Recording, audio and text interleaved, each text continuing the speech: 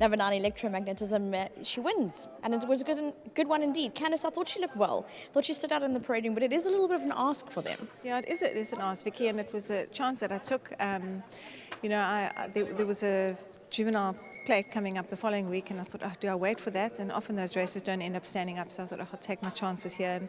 And it's a big ask for a 2-year-old filly in a field of this size, and she's having to give away quite a bit of weight to most of the field. So it was a really good win. I thought, it was a gutsy win. They went pretty quick today, and she had quite a bit of ground to make up. And obviously that filly in front was getting a bit away from her as well, and she kept on rolling. So she fought out a good finish there. It was, I thought, a very gutsy win from her. You did a similar thing with Cliffscape. Are you just exploring a few more options with them just to spread it out? Well, there isn't really many options, Vicky. There's like one winner's race that comes around in I don't know how often. So, we have to tell the only other place we can go with them really is a Class 5. And, it's quite nice that they can still fit into those races, and that's where they end up being competitive, even though they get a big weight there. But I think she was decent enough to be able to carry that weight today. She's a tough filly, and she won her maiden pretty well. And I've always rated her at home. She's shown us quite a bit at home, and she's putting it together quite nicely now. Who knows where she'll go from here, but it's just nice to get 2 wins behind her. I think Jagger will be very happy. She's a lovely mare, and first foal she had was pretty disappointing. Actually, a full sister to her, very disappointing actually. So I'm glad that she's picked herself up and she's able to produce something that's quite nice, I think. Also, you had a very good day at Scottsville yesterday, or Hollywoodbets Scottsville. Yeah, thank you, Vicky. It was a good trip up there.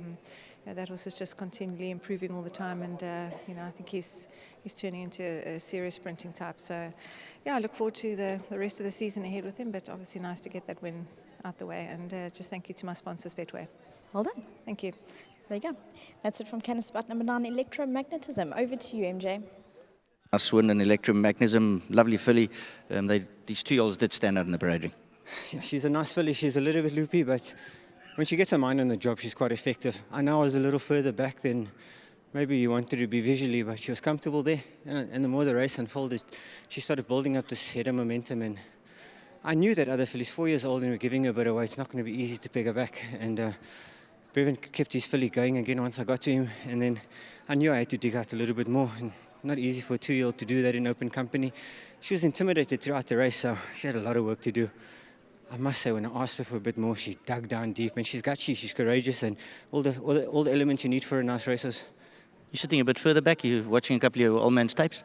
Yeah. No, listen, I was just off air. Brevin was telling me, I can't believe how strong your dad is at 68, and I said, no, he is pretty strong. And then he just happened to mention you're just a little bit stronger, and obviously that just proved here today. Although Doma always full of chirps. Electromagnetism, certainly a very nice filly, and you can follow her. She really won a nice race. So yeah, we're going to go back to the replay of race 9.